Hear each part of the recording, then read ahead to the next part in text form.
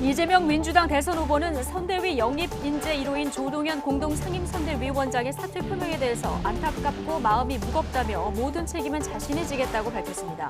송영길 대표는 직접 대화를 나누고 판단하겠다면서 사실상 반려의 뜻을 밝혔습니다. 윤석열 국민의힘 대선 후보는 계속되는 이준석 대표와의 갈등 상황에 대해 당황스럽다며 이 대표를 만나고 싶다고 밝혔습니다. 이 대표는 이에 대해 윤 후보 측에서 의제를 사전 조율해야 만날 수 있다고 말해 당혹감을 느꼈다며 핵심 관계자의 검열을 받으면서까지 만날 계획은 없다고 답했습니다. 단계적 일상 회복 시작 한 달 만에 사회적 거리두기가 다시 강화됩니다. 다음 주부터 4주간 사적 모임 허용 인원이 수도권은 최대 6명, 비수도권은 8명까지로 제한되고 식당과 카페를 포함해서 대부분의 다중이용시설에는 방역 패스가 도입됩니다. 오미크론의 국내 첫 확진 사례로 기록된 인천의 목사 부부가 방역당국의 역학조사 과정에서 거짓 진술을 한 것으로 나타났습니다. 다른 오미크론 확진자는 400여 명이 모인 인천의 한 교회 행사에 참석한 것으로 드러나 추가 확산 우려가 커지고 있습니다. 고발 사주 의혹의 핵심 인물인 손준성 검사에 대한 구속영장이 또 기각되면서 공수처가 출범 이후 최대 위기를 맞게 됐습니다. 윤석열 국민의힘 대선 후보의 관여 여부 등 윗선을 밝히려던 계획은 사실상 가로막히게 됐다는 관측이 나오고 있습니다. 중국 양재츠 공산당 정치국 위원이 우리 정부가 추진하는 한국전쟁 종전선언에 대해 지지를 표시했습니다. 한중 양국은 시진핑 주석의 한국 방문에 대한 공감대를 재확인하고 그 이전에라도 정상 간 소통을 추진하기로 했다고 청와대가 밝혔습니다.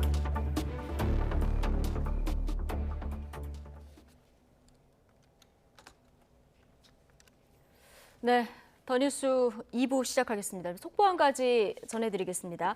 자, 민주당이 인재영입 1호 인사인 조동현 공동상임선대위원장의 사의를 수용했다. 자, 이런 소식이 들어왔습니다. 네, 민주당 선대위에 수혈된 첫 외부 인사인 조동현 위원장. 지난달 30일 임명된 지 사흘 만에 물러나게 됐습니다. 네, 앞서 조 위원장은 사생활 논란이 불거지자 송영길 대표와 전화통화에서 전격적인 사퇴 의사를 밝혔습니다. 또 SNS를 통해서도 자신이 짊어지고 갈 테니 죄 없는 가족들은 그만 힘들게 해달라며 그간 진심으로 감사하고 죄송했다고 적기도 했습니다.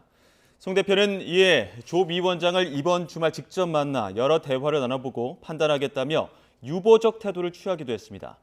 조 위원장은 육군사관학교를 졸업한 우주항공 전문가이자 30대 워킹맘으로 민주당 공동상임선대위원장의 파격 발탁돼 큰 주목을 받았습니다. 네.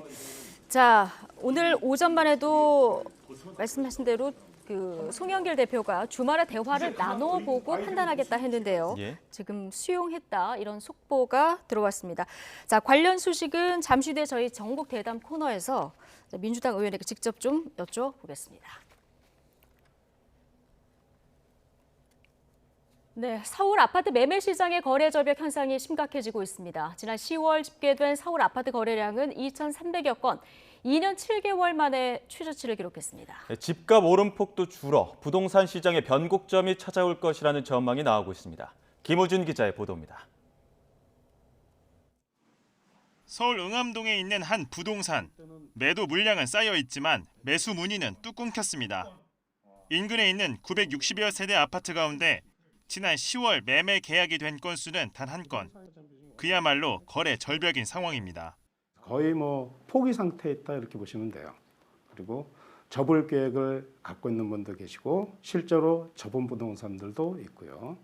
지난 10월 서울 아파트와 빌라 등을 포함한 전체 주택 매매 거래량은 모두 8,147건. 한 달 전보단 15%, 1년 전보단 23%나 줄었습니다. 특히 아파트 거래량은 바닥을 기어가고 있습니다. 서울시 부동산 정보 광장에 따르면 지난 10월 서울 아파트 매매 거래량은 2,300여 건.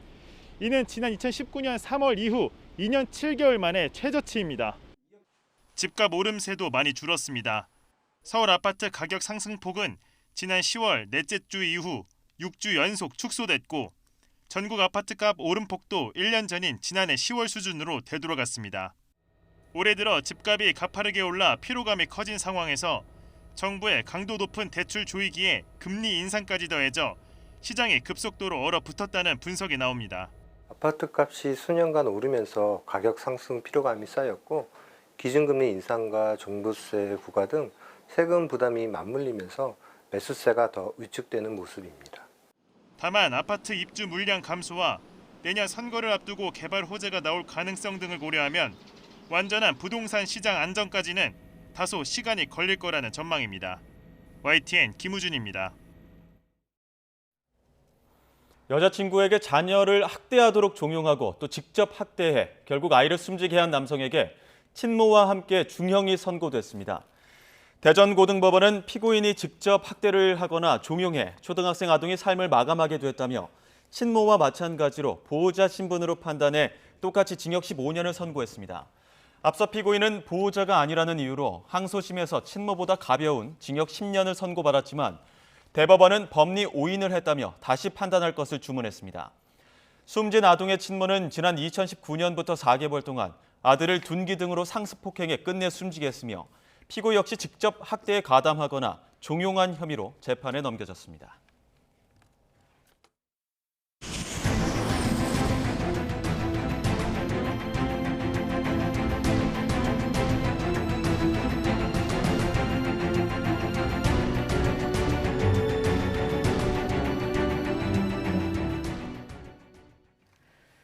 네, 다음 주부터 4주 동안 사적 모임 인원 제한이 수도권은 최대 6명, 비수도권은 8명까지로 강화됩니다. 식당과 카페에도 방역 패스를 적용하고 내년 2월부터는 청소년들이 찾는 대부분의 시설도 포함하기로 했습니다. 김부겸 국무총리의 중대본 회의 모두 발언 들어보겠습니다. 내주부터 4주 동안 사적 모임 허용 인원을 수도권은 최대 6인, 비수도권은 최대 8인까지로 축소하겠습니다. 높은 백신 접종률을 기반으로 일상에서 감염 위험을 낮추기 위해서 방역 패스를 전면적으로 확대 적용하고자 합니다. 식당과 카페를 포함한 대부분의 다중 이용시설에 적용하며 실효성 있는 현장 안착을 위해 일주일간의 계도 기간을 둘 예정입니다. 앞으로 2달간 청소년들이 백신 접종을 하고 항체가 형성되는 기간을 감안하여 내년 2월부터는 청소년들이 즐겨 찾는 대부분의 시설에 방역 패스를 적용하기로 했습니다. 특히 학부모님들의 적극적인 이해와 협조를 부탁드립니다. 나이지리아에서 입국한 뒤 오미크론 변이 감염이 확인된 가족이 방문한 인천 한 대형 교회 측이 지역 주민들에게 사과했습니다. 인천 미추홀구 모 교회 담임 목사는 페이스북에 교회에서 이번에 오미크론 확진자가 나와 폐를 끼치게 돼 인천족 주민들께 사과를 드린다고 밝혔습니다. 이 목사는 이어서 이번에 나이지리아에 다녀온 러시아 담당 목회자는 선교가 아니라 학술 세미나차 다녀온 것이라며 백신 접종을 다 마치고 정부의 방역 수칙을 잘 지키는 가운데 다녀온 것으로 다른 오해가 없기를 바랄 뿐이라고 덧붙였습니다. 이번 오미크론 국내 확산의 우려가 커지고 있는 건 첫 감염자인 목사 부부의 거짓말 때문인데요. 돌이켜보면 코로나19는 늘 거짓말을 타고 들불처럼 번졌습니다. 지난해 2월 신천지발이 1차 대유행 당시 역학조사에 혼란을 키운 건 신천지 대구교회 신도였던 31번 확진자의 거짓말이었습니다. 이 확진자는 교회 방문 날짜와 장소를 거짓 진술했는데요. 결국 거짓으로 가려져 있던 장례식장과 요양병원 등에서 많은 확진자가 발생했습니다. 이태원 클럽 방문 후 확진 판정을 받은 남성이 역학조사 과정에서 학원 강사로 일한 사실을 숨긴 일도 있었는데요. 그 사이 학원 수강생을 비롯해 교회까지 N차 감염을 촉발시켰습니다. 광화문 집회 당시에도 코로나19는 거짓말을 타고 지역사회로 번져나갔습니다.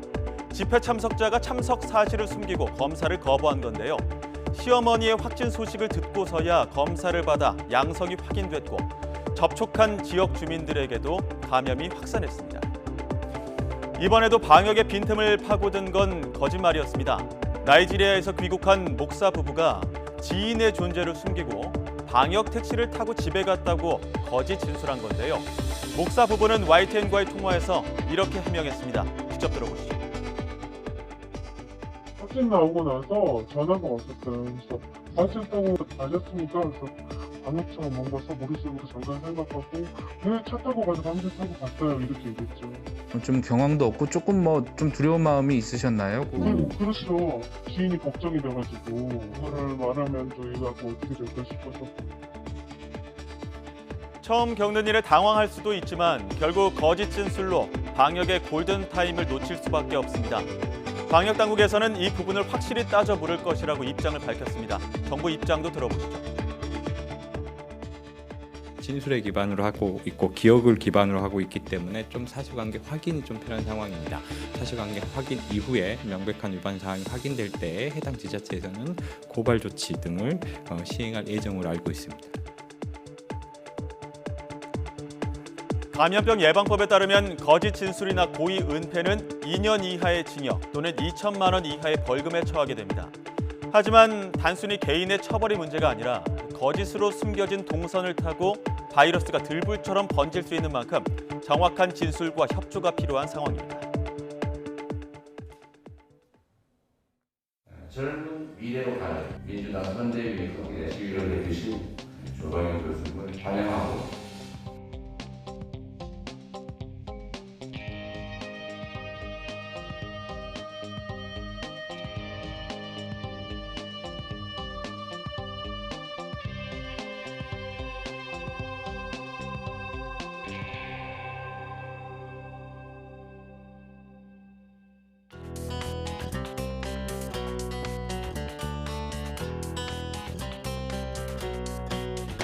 이준석이 홍보비를 해먹으려고 한다라는 취지의 발언을 했던 인사는 후보가 누군지 아실 겁니다. 모르신다면 계속 가고 아신다면은 인사조치가 있어야 될 거로 봅니다.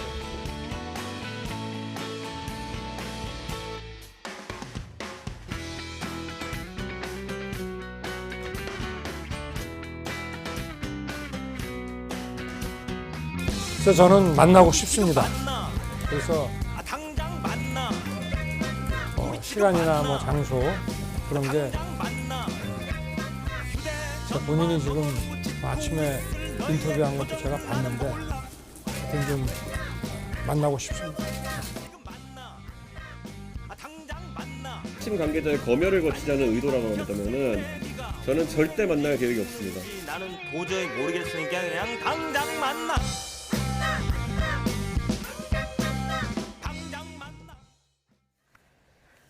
네, 대선을 앞두고 거대 양당이 지금 선대위 인선 문제로 진통을 겪고 있습니다.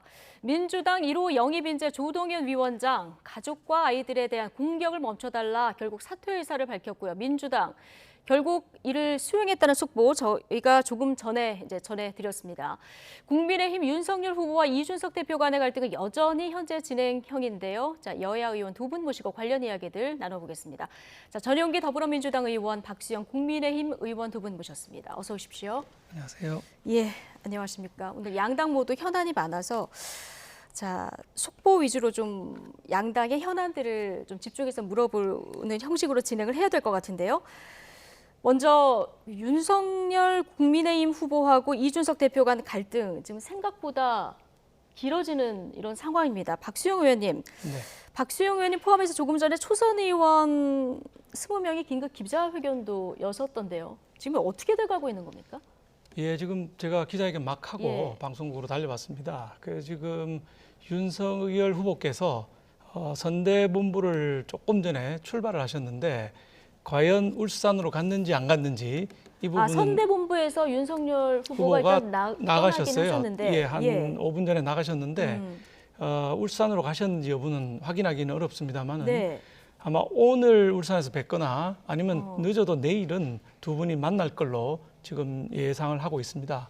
그래서 오늘 갈 확률이 그러니까 더 좀 높다. 정리를 해보면 지금 네. 이준석 대표는 제주에서 떠나서 울산으로 가고 있는 상황이고 네. 윤석열 후보가 선대위에서 떠나긴 했는데 지금 울산으로 갈 가능성도 있다. 이렇게 보시는 울산으로 건가요? 갈 가능성이 크다. 예. 그러나 확실하지는 않다. 가시면서 확실하진 않다. 확실하게 울산 간다고 말씀을 하고 가신 게 아니라 예. 그냥 출발하셨어요. 네. 예. 그러면은 만약 오늘 울산에서 만날 수도 있고 안 만난다면 그래도 내일 정도는 내일이나? 두 분이 만나서 직접 만나서 해결할 수밖에 없는 상황이기 때문에 예. 어차피 만날 것이다 이렇게 보고 있습니다. 만날 것이다 이렇게 이제 기대를 하고 계신 이런 상황이고요. 자, 오늘 정오 전후로 나온 윤석열 후보와 이준석 대표의 발언들이 있는데요. 이 얘기 잠깐 듣고 오시겠습니다. 홍보비 관련해서 조금 논란이 있었잖아요. 그럼 뭐 윤핵관이라고 해서 표현도 나왔는데 좀 파악이 되신 건가요? 아니, 저는 그런 얘기를 들은 사실이 없기 때문에 거기에 대해서는 뭐 누가 그런 얘기를 저한테 한 사람도 없고요. 정당사에 정말 가장 최연소고 막 100년에 한 번 나올까 말까 하는 이런 젊은 당대표를 제가 대선 후보로서 함께 이 대장정을 간다는 것 자체가 제가 굉장히 운이 좋은 사람이라고 저는 생각을 합니다. 지금 작금의 상황에 대해서 저도 좀 당황스럽고 이준석 대표에 대해서 오해를 한 사실이 없습니다. 늘 저는 대단한 인물이라고 생각하고 의제를 사전 조율해야지만 만날 수 있다고 했다고 합니다. 저는 거기에 대해서 굉장한 당혹감을 느낍니다. 당 대표와 후보가 만나는데 의제를 사전 조율하지 않아서 만날 수 없다라고 하는 것은 저는 제가 누군가에게 그걸 왜 사전에 제출해서 검열을 받아야 되는가에 대한 강한 문제의식이 있습니다. 핵심 관계자의 검열을 거치자는 의도라고 한다면은 저는 절대 만날 계획이 없습니다. 예. 지금 윤석열 후보 100년에 한 번 나올까 말까 한 대표다 이렇게 치켜 세우기까지 했고 만나고 싶다 얘기를 했는데 이준석 대표 얘기를 들어보면 근데 전달자가 만나고 싶다는 얘기를 하면서 의제를 사전 조율해야 만날 수 있다 이렇게 전했다는 거 아니겠습니까? 네, 단어가 이제 조율이라고 나갔지만은 사실 두 분 만날 때는 어느 정도 합의를 좀 이루고 만나는 게 모양은 훨씬 좋거든요. 끝나고 나서 아무 발표도 하지 않는 것보다는 끝나고 나서 어느 정도의 발표를 할 수 있는 정도의 합의를 해놓고 만나는 게 좋은데 뭐 그게 전통적인 방식이고 우리 이준석 대표가 생각하는 지금 방식은 아니라고 이준석 대표가 지금 얘기를 하시기 때문에 아마 의제나 뭐 사전 합의 같은 건 없이 직접 두 분이 만나실 거라고 보고 있습니다. 근데 얼핏 좀 이상한 게 의제 조율이라는 거는 뭐 여야가 만난다던가 여야 영수회담을 한다던가 이럴 때는 뭐 의제 조율은 필요한 건 뭐 당연한데 이거는 같은 당의 대표하고 후보가 만나는데 사전에 의제 조율이 필요합니까? 글쎄 저 이준석 대표의 발언도 지금 보면 라고 합니다라고 들었다는 식으로 돼 있어서 전언이거든요. 두 분 간에는 그런 오해가 없는데 중간에 있는 분들 사이에서 약간의 오해가 있는 거 아니냐 이런 생각이 들고 직접 가셔서 대면에서 만나서 해결하는 수밖에 없다 이렇게 봅니다. 대면에서 만나서 그래서 더 해결할 수밖에 없다 이렇게 보시는 건데 전용기 의원님 뭐 여당 일이긴 합니다만은 이번 사태에 대해서 윤석열 후보의 정치력을 비판하는 분도 계시고 지금 이준석 대표가 목리를 부리고 있다 이렇게 보는 시각도 있습니다. 어떻게 보고 계십니까? 윤석열 후보의 이제 지도력을 비판할 수밖에 없는 상황이라고 보입니다. 이준석 대표는 그래도 공당의 대표로서 지금까지 역할을 해오고 있었는데 마치 그 점령군이라는 단어를 홍준표 후보가 썼더라고요. 그러니까 윤석열 후보가 당에 들어오면서 점령을 한 것처럼 모든 정권을 일단 우선이라고 하지만 가지고 오게 되었고 여기에서 그 이준석 대표를 패싱한다라는 이야기가 들릴 정도이기 때문에 이준석 대표를 충분히 끌고 갈 수 있었음에도 불구하고 이런 갈등을 만든 것은 윤석열 후보와 윤석열 후보의 측근이라고 불리는 그런 분들이 책임이 없을 수가 없다고 보이기 때문에 저희는 그 지도력을 탓을 할 수밖에 없다 이런 말씀을 드리고 싶습니다. 근데 윤석열 후보의 지도력이 부재한 것이 큰 원인이다 이렇게 보셨는데 지금 이 중체된 시점에 당의 대표가 자맹을 이어가는 이 부분은 괜찮습니까? 사실 자맹을 이어가는 것도 바람직한 것은 아니죠. 지금 후보와 당 대표가 합심을 해서 사실 정당에 이루고자 하는 것들을 이룰 중대한 시기이기도 한데 이것들을 하지 않고 후보와 갈등을 빚으면서 자맹을 하고 그리고 또 만나주지 않겠다라고 사실 목리를 부리고 있다라는 이야기가 나올 정도거든요. 그래서 이런 부분에서는 바람직하지 않은 것으로 볼 수밖에 없습니다. 예. 자, 이 갈등이 오래되는 게 아까 박수영 의원님 얘기하셨듯이 직접 대화를 안 하고 중간에 이제 전달자들이 전달을 하는 과정에서 이제 오해가 증폭되고 이런 측면이 있어 보이는데, 자 어제 이준석 대표가 홍보비 관련해서 모욕적인 인사가 있었다. 자, 이 얘기를 했거든요. 여기에 대한 인사 조치를 해야 된다 이렇게 구체적인 조건을 내걸었습니다. 자, 어떻게 파악하고 계십니까? 두 분이 만나서 이제 협의를 하시게 되면 다시 한번 말씀하시겠죠. 저는 어느 한쪽이 완승을 거두는 방식으로 가서는 안 되리라고 생각합니다.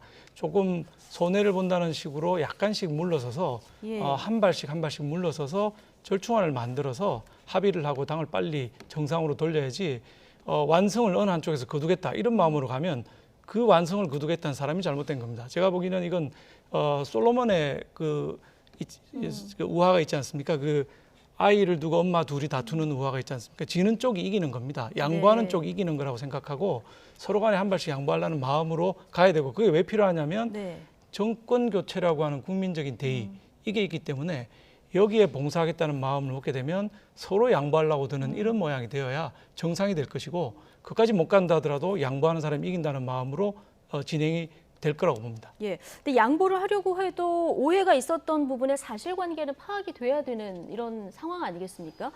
자, 이준석 대표가 지목한 윤핵관 당에서 파악은 하고 계십니까?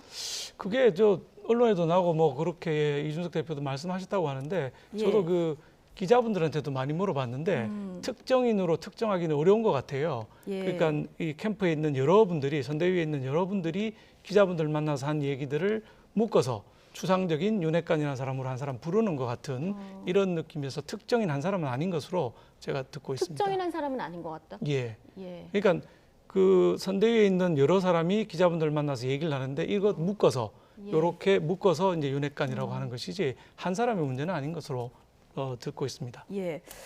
자, 이 전달자가 저희도 여기서 이제 돌아다니는 얘기가 있습니다만 특정해서 얘기하기는 좀 곤란한 이런 상황인데 어쨌든 윤핵관이라고 불리는 어떤 중간에 전달자에서 오해가 있는 사람이 두 분이 접점을 찾는다고 하면 윤석열 후보가 정리할까요? 어떻게 예상하십니까? 정리하기가 쉽지 않지 않을까 저는 그렇게 보고 있습니다. 사실 윤석열 후보는 그동안 자신들의 측근들이라고 하는 사람들은 굉장히 똘똘 뭉쳐있는 그런 모습을 많이 보였었거든요. 예. 그래서 윤핵관이라고 하는 사람들을 이렇게 정리해서 이준석 대표를 데리고 오기에는 조금 무리가 있지 않나 이런 평가도 있습니다. 사실 추측을 하건대 윤핵관이라고 하는 사람들이 당내에서 검사 출신의 이런 법조인들이라는 이야기가 많이 돌고 있거든요. 사실 윤석열 후보조차 이제 검찰에서 오래 몸담고 있었고 가장 믿는 사람이 결국에는 검사 출신이다라는 이야기가 많을 정도이기 때문에 윤핵관도 아마 검사 출신의 인원들이고 그분들이 또 주요 보직에 다 이렇게 포진되어 있다고 볼 수 있거든요. 그렇기 때문에 이것을 정리하고 이준석 후보의 의사를 다 수용하는 것은 좀 어렵다고 보니까 이준석 후보도 이렇게 의제 조율이 필요한 거 아니냐 이런 이야기를 하는 것 같다고 생각합니다. 예.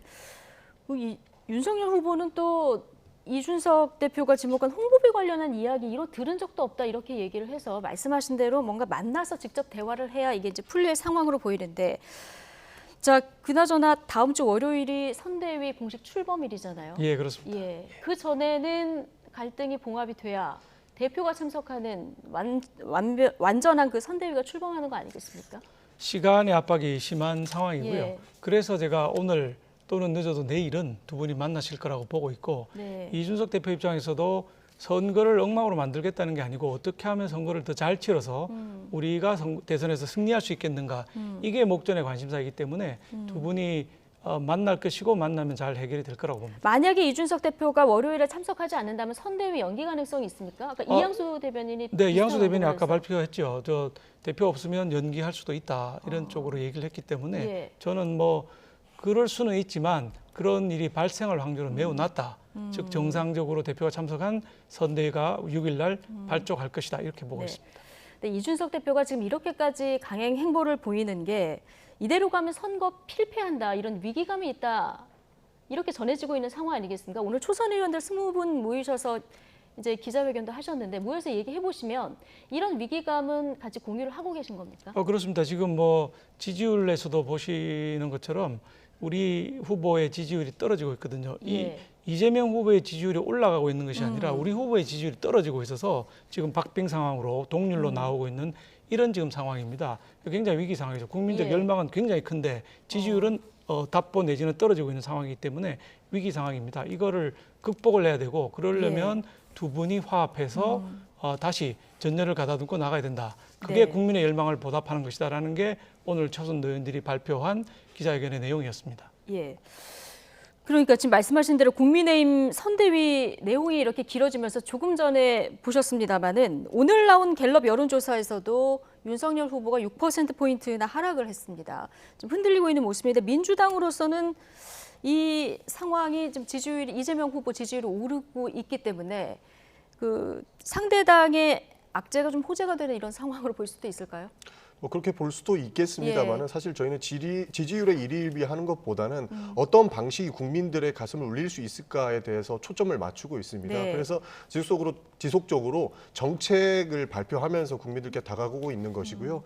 사실 저희는 돌다리 두들기듯이 우리 국민들과 소통을 해야 된다고 보고 있습니다. 그래서 네. 메타버스라고 하는 버스를 타고 국민들을 많이 만나고 다니는데 주로 청년층들을 많이 만납니다. 네. 왜냐하면 정치인들이 그분들의 생활을 알 수 없기 때문에 듣는 것을 먼저 시작으로 그 국민 속으로 들어가려고 하는 것이기 때문에 저희는 네. 지지율에 일희일비하기보다는 예. 정책으로 승부를 보겠다. 그리고 정책으로서 성남시장과 경기도지사로서의 보여줬던 역량을 대한민국에서 널리 전파하겠다라는 의지를 가지고 열심히 뛰고 있다. 이렇게 봐주시면 좋을 것 같습니다. 메타버스 그 민생 행보 이제 호남 지역 이번 주는 가는 거죠. 네, 맞습니다. 예. 전북을 가는데요. 네. 이때는 그 정세균 전 총리님께서 동행을 해서 호남 지역 그리고 전북 지역에 있는 유권자분들께 저희 진정성을 알리는 그런 모습을 볼 수 있을 것 같습니다. 예, 정세균 전 총리는 동행하는데 이낙연 전 대표 네. 언제 등장할까 이 부분 관심이잖아요. 네. 어떻게 전망하십니까? 사실 이낙연 대표도 그 물밑에서 굉장히 열심히 뛰고 있습니다. 저희는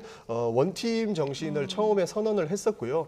이번에 그 후보께서 전남 방문을 했을 때 네. 이낙연 전 대표를 모시고 더 나은, 더 새로운 정부를 만들겠다라고 공언을 하셨습니다. 네. 그래서 그 이낙연 대표께서도 본인의 비서실장이었던 오용훈 비서실장을 직접 그 이재명 후보의 비서실장으로 가서 도와드려라 이런 식으로 메시지를 보내면서도 열심히 돕고 있고요. 지금 네. 당장에 그 표면적으로 나오지는 않지만 물밑에서 우리 정권 재창출을 위해서 굉장히 큰 노력을 하고 계신다. 이런 말씀을 드리고 싶습니다. 네. 자, 원팀 이야기가 나와서 지금 이낙연 전 대표 얘기가 나왔으니까 홍준표 의원 얘기를 좀 해보겠습니다. 어제 윤석열 후보가 홍준표 의원하고 경선 이후에 처음 만나신 거죠? 네, 그렇습니다. 3시간 40분 정도 굉장히 길게 만난 이런 상황인데요. 네. 좀 전해드린 얘기가 있으십니까? 예, 많은 얘기가 오갔고 예. 이 이제 대선 승리 문제에 대해서 그전에는 홍준표 대표님께서 이제 방금 원팀 정신 말씀하셨지만은 한 팀으로 들어오지는 않은 상태에서 백의종군하겠다. 이 정도 네. 선에서 머물러 있었는데 어제 상당히 긴 시간을 얘기하면서 여러 가지 정치 선배로서 조언을 해준 것으로 알고 있습니다. 그래서 우리 윤 후보께서도 나와서 정말 좋은 그 어드바이스를 많이 받았다 이런 얘기도 하셨고요. 예. 앞으로 이제 이준석 대표와의 관계가 정리되면 우리 홍준표 전 대표께서도 다시 선대위에 들어가셔서 활약을 하지 않겠느냐 이런 희망을 갖고 있습니다. 예. 지금 국민의힘 선대위 총괄 선대위원장 비어져 있는 상황이고요. 어제 보니까 홍준표계 의원으로 꼽히는 배현진 의원도 윤석열 후보 캠프에 이제 합류를 했더라고요. 앞으로 홍준표 대표가 조금 더 적극적으로 전면적인 역할을 맡을 가능성이 있을까요? 저는 충분히 가능성이 있다고 보고 있고요. 배현진 의원뿐만 아니라 예. 유승민 계열에 속하는 유이동 의원까지 어제 선대위에 합류를 했습니다. 네. 그게 무슨 얘기냐면 물밑 조율은 다 끝났다. 다시 말해서 두 분 다 유승민 의원, 홍준표 의원 모두 선대본부에 들어가서 활약을 할 가능성이 높다. 이렇게 볼 수 있겠습니다. 예, 같이 경선을 치른 후보들과의 원팀 문제 양당 공히 얘기를 나눠봤고요. 민주당 선대위 얘기를 조금 이제 해보겠습니다. 자, 사생활 논란이 불거졌었던 쇄신 선대위 1호 영입 인재죠. 조동현 위원장이 결국 사의를 밝혔고요. 자, 민주당에서도 결국 사의를 수용했습니다. 자, 그런데 오늘 오전에 송영길 대표는 만나서 입장을 직접 들어보고 결정하겠다 이런 얘기까지 했었는데요. 오전 송영길 대표 이야기 먼저 듣고 오시죠. 저에게 사퇴 의사를 밝히면서 제발 자기 아이들, 가족들에 대해서 이런 공격을 멈춰줬으면 좋겠다 이러한 마음을 표시했습니다. 일단 이번 주말경 직접 만나서 여러 가지 대화를 나눠보고 판단을 할 생각입니다. 조동현 우리 공동 상임선대위원장은 국회의원에 출마하거나 장관 후보자로 임명된 사람이 아닙니다. 10년 전 이혼한 사실을 가지고 이렇게까지 가족이나 개인사를 공격해야 될 사안인지 국민들께서 판단해 주시기 바라겠습니다. 네. 자, 10년 전 이혼한 사실을 가지고 이렇게까지 가족이나 개인사를 공격해야 될 사안인지 판단해달라. 자, 이때까지만 해도 주말에 얘기를 들어보고 사의를 표명한 것에 대해서 반려하는 게 아니냐 이런 해석이 나왔었는데 이후에 이재명 후보가 직접 그 페이스북에 글을 남겼습니다. 모든 책임은 후보인 제가 지겠습니다. 이후에 지금 민주당에서 이 사의를 수용했다 이 입장을 저희가 속보로 전해드렸거든요. 네, 이재명 후보께서 본인이 모든 비난을 받아들이겠다라고 네. 선언을 하신 거죠. 사실 그 조동현 위원장 같은 경우에는 송영길 대표께서 처음에는 만류를 하셨습니다. 지금 개인적인 공격으로 개인의 사생활에 대한 공격이기 때문에 예. 충분히 활동할 수 있다라고 판단을 하셨는지 만류를 처음에는 했었는데요. 네. 조동현 위원장께서 인격 말살적인 공격을 받고 있고 아이들을 보호하기 위해서라면 어쩔 수 없이 제가 물러나는 것이 맞겠습니다라고 재차 사퇴 의사를 밝혀왔었습니다. 그 이후에는 이제 이재명 후보와 함께 송영길 대표도 사퇴를 받아들이신 걸로 보면 될 것 같습니다. 당내에서도 여러 가지 의견이 있었을 것 같습니다. 네, 도덕적인 문제가 뭐 있다라는 이야기도 있었고요. 사실 예. 10년 전에 있었던 일이기 때문에 큰 문제는 없었다라는 이렇게 가불론박이 있었는데요. 사실 사퇴하게 가장 큰 결심은 뭐였냐면 가로세로 연구소라는 유튜브에서 우리 강용석 변호사가 네. 아이의 얼굴과 이름 그리고 그때 당시에 공식적인 문서까지 공개적으로 공개하는 바람에 예. 아이에 대한 이제 인신공격적인 공격을 넘어선 이런 위협감 때문에 어쩔 수 없이 사퇴 의사를 밝힌 것이라고 보면 좋을 것 같습니다. 아이가 상처를 받았기 때문에 사퇴 의사를 밝힌 것이다. 예. 이제 본인에 대한 비난도 충분히 그 선거에 도움이 안 될 예. 거라는 판단도 충분히 있었겠지만요. 사실 아이의 얼굴과 이름 모든 것이 전 국민에게 공표가 된 거나 마찬가지입니다. 예. 사실 이분은 그 어디 장관 후보자나 공직에 나가는 분이 아니셨고요. 그리고 국회의원을 출마하는 그런 분이 아니셨고 정말로 일반인으로서 이재명 후보의 당선을 위해서 97일간 그냥 함께 뛰는 정말로 개인으로 개인 자격으로 이렇게 참여를 한 건데 공인에게보다 더한 이런 잣대로 공격을 해왔고 개인에 대한 인격 살인을 이어왔기 때문에 도저히 이대로 가다가는 가족에 대한 공격이 더욱 거세질 것이다라는 판단에 이렇게 사퇴 의사를 표명한 것으로 볼 수 있습니다. 예. 과거 개인의 사생활을 어디까지 공적 영역으로 끌어들여야 하느냐 여기에 대해서 이제 각자 판단이 다른 이런 상황인데 자 이번 사안은 어떻게 보고 계십니까? 글쎄 이게 뭐 아이까지 공개를 했다고 하는데 저는 뭐 보지는 못했습니다만 언론 보도를 봤습니다. 사실이라면 그건 정말 잘못한 일이고요. 네. 본인의 문제로 돌아가면 이게 우리 그 송영길 대표께서는 단순히 이혼이라고 말씀하신 사실은 그보다 더 깊은 일이 있다는 거는 우리 언론에서 다 보도가 돼서 알고 있는 사항이고요. 저는 이게 당에 그냥 들어온 뭐 20-30명 왕창 들어오는 중에 한 분이 아니라 상임선대위원장이거든요. 그 송영길 대표랑 같은 급에 속하는 분이기 때문에 예. 이미 그걸로 국회의원은 아니라 하더라도 공인의 영역에 들어왔고 당연히 또 1호 영입 인재였습니다. 따라서 언론의 주목을 받을 거라고 예상이 됐었기 때문에 본인이 처음부터 잘 판단을 했어야 되는 거 아니냐. 예. 정치권에 들어오면서 1호 영입 인재 선대위원장인데 그걸 검증 없이 지나갈 거라고 생각했다면 상당히 그 나이브한 그 판단이 아니었느냐. 아예 안 나왔어야 더 맞는 거다 이렇게 생각합니다. 예. 이번 인선 놓고 일각에서 이제 송영길 대표 책임론도 제기되는 이런 상황인데 개인사를 이제 뒤로 하고요. 지금 비판하는 야당에서 비판하는 지점이 일단 얘기하셨듯이 직함이 송영길 대표하고 같은 그 직함이었고 또 하나가 그 영입을 너무 서두르려다가 검증, 물어보면 알 수 있는 일들을 이제 놓친 부분하고 그 이후에 의혹이 불거졌을 때 사실이 아니다 이렇게 당에서 대응한 이 부분을 좀 문제 삼고 있는 것 같습니다. 네, 사실이 아니다라고 사실 확실히 알아보지 않고 예. 이렇게 대응했던 부분에 대해서는 좀 부족함이 있었습니다. 그리고 그 꼼꼼한 검증을 통해서 오해나 그리고 이에 대한 빌미를 주지 말아야 되는 네. 것도 사실 조금 부족하다는 부분에서는 동의를 합니다. 그러나 이제 아까 말씀하신 것처럼 상임 선대위원장급이기 때문에 본인이 나서지 말아야 된다고 말씀하셨는데 이분은 네. 일반인이기 때문에 나한테 어떤 잣대의 공적 요구가 있었는지 이것을 판단하는 것은 조금 무리가 있지 않나 이런 생각을 하는 거고요. 예.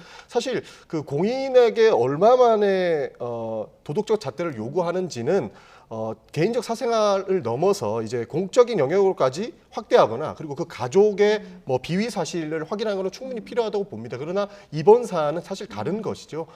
개인에게 정말로 엄격한 잣대를 대려면 우리 정치인들부터 더 깨끗하게 도덕적인 잣대를 들이대야 되는 것 아닌가 하는데 사실 국민의힘에서도 뭐 불륜 문제도 나왔었고 우리 그 윤석열 후보의 사모라고 할 수 있죠. 그 배우자의 그 사생활까지 저희가 사실 이야기하지 않는 것들은 이렇게 공인에게만 잣대를 대는 것이 좀 더 바람직하지 않나 이런 의미도 있습니다. 이 논쟁과 별개로 조금 전에 이제 박수영 의원께서도 유튜브 채널에 돈 없는 표현 이거 문제 있다 이렇게 지적을 해주셨는데 강용석 변호사하고 해당 유튜브 채널 좀 고발할 방침이신 거죠? 네, 민주당에서는 고발할 방침입니다. 예.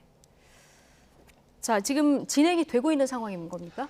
네, 진행을 지금 고발장을 접수하기 위한 준비를 하고 있는 상황이고요. 사실 그에 대한 증거는 이미 유튜브를 통해서 본인이 다 밝혔기 때문에 충분히 진행 상황에 대해서는 무리가 없을 것이다 이렇게 판단하고 있습니다. 알겠습니다. 자, 민주당에서 이외에도 20대, 30대, MZ세대 과학자 4명을 이제 영입을 했었는데 이 중에서 김윤희 대표 전날까지 국민의힘에 입당을 타진했다. 박수영 의원께서 이 부분을 비판하셨습니다. 직접 이제 타진을 한 것 같은데 근데 민주당에서는 요즘 젊은이들이 정치에 들어오는 게 이념에 따라서 움직이는 게 아니다. 이걸 놓친 민주당이 누워서 국민의힘이 누워서 침뱉기 아니냐. 이런 지적도 나오는데 어떻게 보십니까? 이게 무슨 그 동일한 이윤을 창출한 회사 A, B 중에서 선택하는 게 아닙니다. 정당을 선택한다는 것은 매우 큰 일이고요. 지금 우리나라의 정당 제1야당과 여당의 관계는 자본주의냐 사회주의냐 하는 정도로 이념적인 차이가 굉장히 많이 나고 정책에서도 상당히 차이가 많이 나고 있거든요. 한쪽은 정부 만능주의로 예산을 써서 일자리를 만들겠다는 쪽이고 한쪽은 기업의 길을 살려서 일자리를 만들어야 지속 가능하다고 하는 쪽이고요. 이런 식의 정책이 안보부터 경제, 사회문화까지 외교까지 전부 정책의 차이가 상당히 나고 있는 지점이기 때문에 기업에 어디에 취직할 것이냐를 A, B 중에 찾는 거와 정당을 고르는 건 완전히 차이가 있기 때문에 자신의 정책 정향에 맞는 정당을 찾아서 들어갔어야지 여기 좀 두들겨 봤다가 저기 좀 두들겨 봤다가 가는 거는 글쎄 저로서는 철새 아니냐 하는 단어 이외에는 마땅한 단어가 생각나지 않을 정도입니다. 전은교 의원님 어떻게 보십니까? 네, 사실 그 정당을 고를 때 일반인들이 어떤 것을 가장 추구하겠습니까? 이 정당이 나한테 무슨 역할을 할 수 있겠는가 그리고 어떠한 꿈을 펼칠 수 있겠는가라는 것을 볼 수 있었는데 사실 이 정당 두들보고 저 정당 두들보고라고 표현하기보다는 정말로 우리에게 우리 미래를 그려줄 수 있는 정당이 누구인지를 판단한 것 같고요. 사실 이번에는 민주당과 국민의힘만의 싸움이 아니었다고 봅니다. 사실 윤석열 후보와 이재명 후보의 싸움이었다고 보는데 방금 말씀하신 이분은 윤석열 후보보다 비전 있는 이재명 후보를 선택한 것이다. 이렇게 봐주시면 좋을 것 같습니다. 그러면 그 최소한의 인간적인 도리는 지켜야죠. 그 전날 저 방에 찾아왔습니다. 제 방에 찾아와서 이력서를 주면서 윤석열 캠프에서 일하고 싶다고 그랬는데 그 다음 날 다시 민주당으로 들어간 거거든요. 하루 사이에 그렇게 된다는 게 참 이해하기 어렵고 만일 그렇다면 저한테 연락을 해서 양해를 구했어야 되는 게 도리가 아니냐. 그런 것도 없이 그냥 뚝 들어가 버렸단 말이에요. 그럼 그 전날 뭐하러 찾아오고 이력서는 왜 들고 왔느냐. 그래서 자꾸 철새 얘기밖에 나오지 않는 거죠. 지금 이 김윤희 대표는 양당의 문을 두드리신 거고 양당에서 영입을 하려고 시도했던 분도 계신데 자 민주당 홍보총괄 역할을 맡은 나가수 PD죠. 김영희 PD 얘기입니다. 얼마 전까지 국민의힘에서도 영입 이야기가 있었는데 자 김영희 민주당 홍보소통본부장 민주당을 택한 이유에 대해서 오늘 이렇게 얘기했습니다. 듣고 오시죠. 이게 송영길 대표가 저희 집 앞에 와서 1시간을 기다리고 있다는 거예요. 주위 사람을 통해서 들으니까 어디 들어가서 계시자고 해도 안 들어가고 서 계시다는 거예요. 제가 가서 일을 했을 때 과연 내가 나의 능력을 최대한 발휘해 줄 수 있는 쪽이 어느 쪽이었을까 라는 생각을 좀 하게 됐어요. 정치라는 영역이 좀 달라서 하지만 제가 프로그램을 할 때 제가 만든 프로그램은 대부분 성공을 했습니다. 저쪽도 사활을 걸고 프로그램을 만드는. 근데 그럼에도 불구하고 저는 이겼습니다. 이번에도 지지 않을 겁니다. 이길 겁니다. 네, 이번에도 지지 않을 것이다 이렇게 얘기를 했는데 자 어쨌든 민주당을 택한 이유로는 송영길 대표가 직접 집 앞 앞에서 이제 기다렸다 이 얘기를 꼽고 있는 상황입니다. 자 민주당에서 지금 전권을 부여했다 이런 얘기를 김영희 PD가 하고 있는데 좀 쓴소리도 최근에 하신 걸로 알고 있습니다. 전권 부여한 건 맞습니까?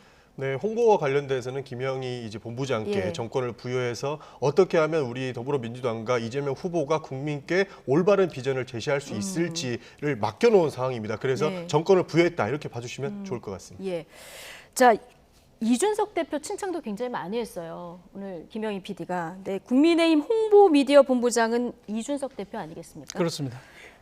자, 오늘 윤석열 후보가 이준석 대표가 이걸 본인이 직접 하고 싶다고 얘기를 해서 내가 맡겼다 이렇게 얘기를 하고 있었는데 혹시 이준석 대표가 지금 맡은 이 자리가 김영희 PD를 염두했던 자리 원래 이제 김영희 PD가 들어오셨고 이준석 대표가 안 맡았다면 그 예. 본부장 자리를 이제 맡으시게 돼 있던 거였죠. 아, 그런데 그 그런 게 자리가 맞습니까? 이제 이준석 대표가 가는 바람에 자리 자체가 없어진 것입니다. 예.